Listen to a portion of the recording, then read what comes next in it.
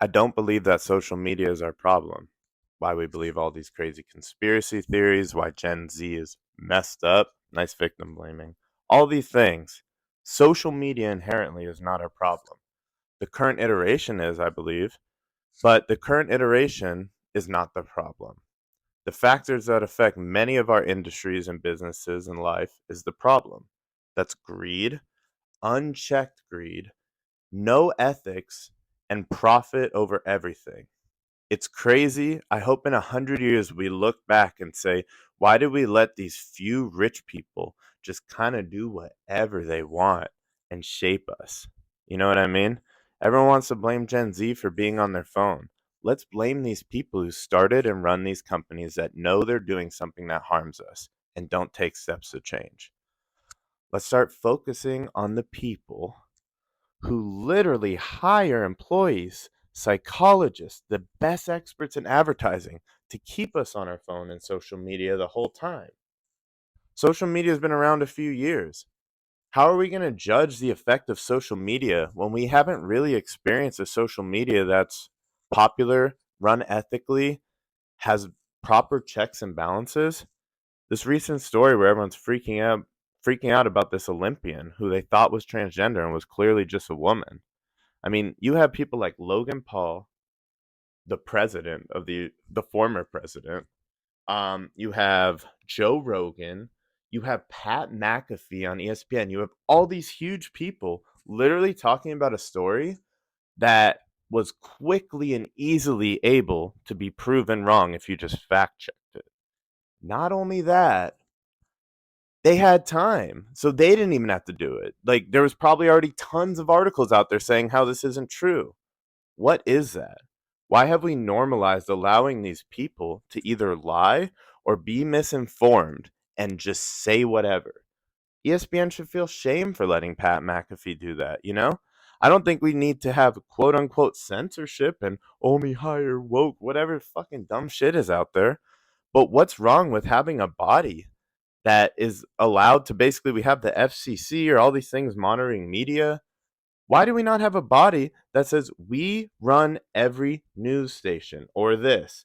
If something like a Pat McAfee situation happens where he's talking all this crazy shit, you guys let your thing go on, you do this, but we will check the facts. And if there's lies, we will, in a commercial break, or we will force you to read. Apparently, this was said.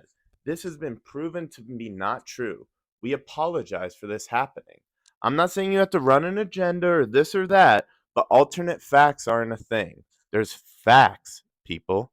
There's facts. And often the people who don't think that cite memes or other people saying, well, no, I actually read that's not true. She was born a woman, but that's what they say. But research it.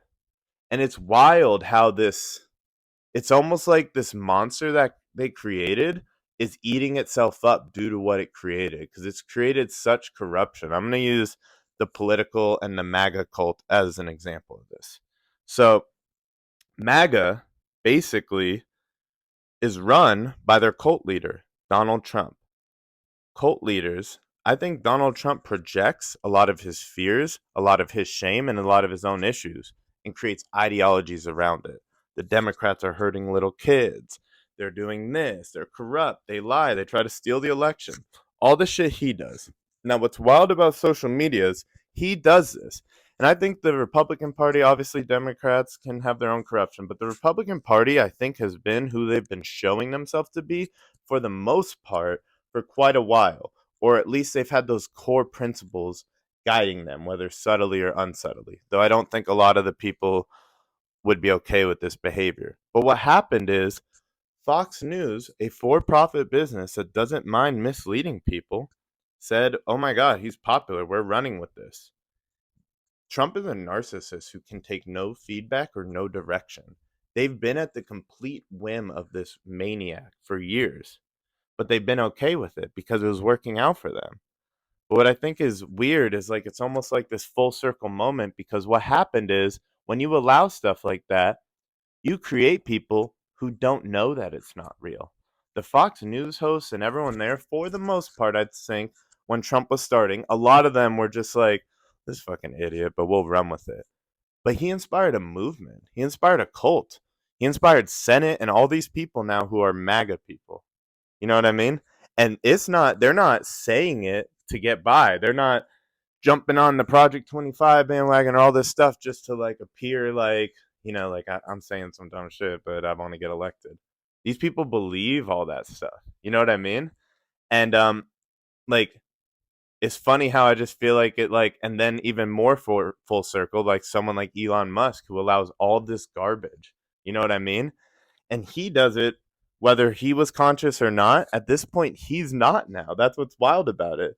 These people, I think, do some stuff and then like he's a part of it and he's gonna fall because of it because everyone hates him. He's in his echo chamber. He's saying crazy ass shit and people don't forget. Like you could say, I'm sorry, I learned my lesson, which a lot of these people will when the social tides start turning and things like this aren't acceptable. But you can't undo that damage. We saw what we saw, and it's pretty wild. I was gonna say one other thing. Hold on. Like, subscribe, and comment, by the way, if you like this. And share it if you know someone who would like it. Right. So the other main thing, again, social media is not necessarily our problem. We could have restrictions. I can't remember if I said this. I'll cut it out if I did. You post something, right? It's about the woman boxer. Social media, look at OpenAI. You can type in anything. Give me the answer to this crazy problem or tell me about this. And in an instant, it'll give you the facts.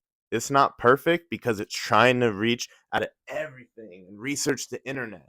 But basically, that just shows the capability of some of the technology we have.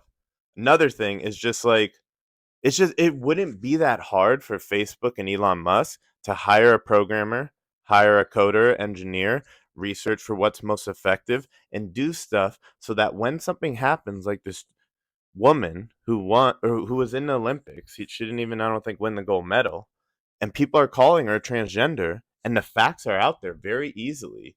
We need to not normalize that we spend our time on sites that literally don't have code or anything, that when one of those tweets pops up, right? Because they could recognize the name, they could have it search for Olympics, transgender, all these things, women, right?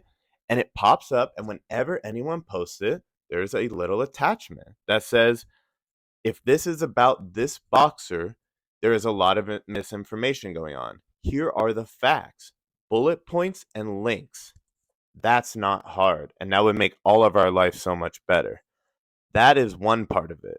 The other part of the equation, though, is really teaching people critical thinking skills because that's all good and that would help a lot.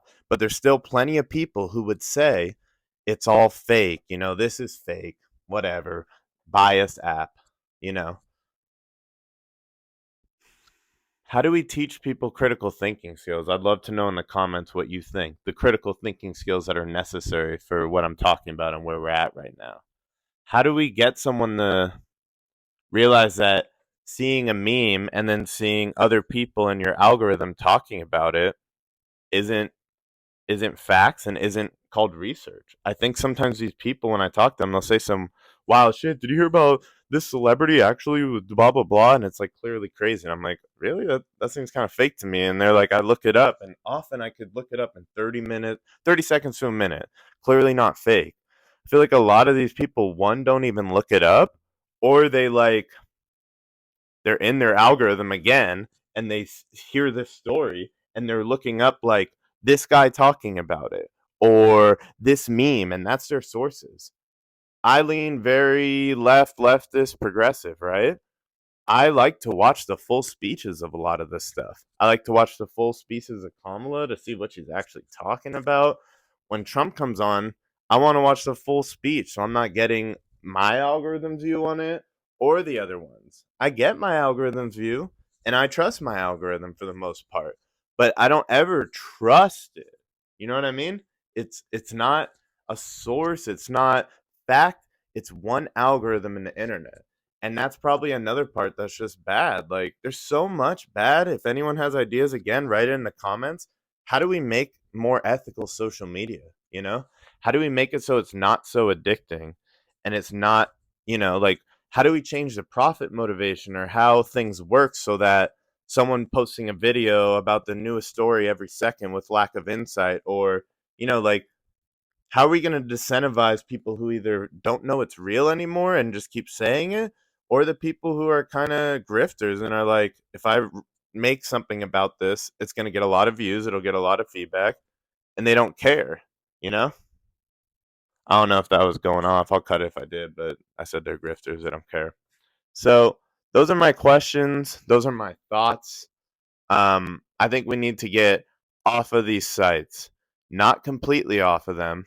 I think it's fine to be on them, but I do think we could create alternatives, and at the very least, we need to get back to what the early internet was like. If people want to share in the comments that too, for the young people who weren't around, like what your favorite experiences were, because we need places that are just fun. It's not just social media and these feeds and these trends. We just need, oh, I'm into this and I spend my time here. Not, oh, I'm into this, so I follow a lot of pages about this. And I don't think it's a bad thing. I love YouTube, Reddit, Instagram, and I love the potential of it. But currently, it's not the move. And when we just blame social media, we're giving the real problems, the real corruption, the real unethical assholes a pass. And we're doing damage to our kids. We're doing damage to our older family members on Facebook who deserve to feel shame and need to change for a lot of the crazy shit. But in some ways, it's understandable. I saw someone talking about some of the rhetoric coming out of like the MAGA movement and Fox can seem like an angry teen on the internet. You sound like, I think it was Hassan saying, you sound like an angry teen in a Xbox Live chat room. And we were born in technology, a lot of us, and we still went through our angry teen phases. Some of us are learning. Like, it's almost like these boomers and these old people are like on their 10th year of technology and they're like on their angry phase, or I don't even know, but there's a lot that this ties into with news. News shouldn't be for profit. We need to get rid of a lot of for profit things. What about that idea? Imagine if there was open source social media, like where it wasn't about profit.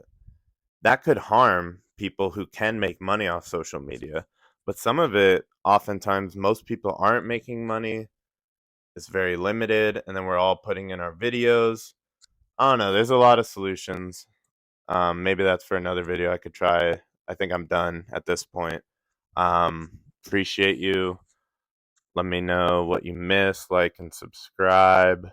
Um, Check out my Bandcamp, the open source artist on Bandcamp. I'm the open source artist here. I got a bunch of music and visuals. Um, I do a bunch of different type of stuff, video essays, art. Who knows what else I'll be getting into. I appreciate you.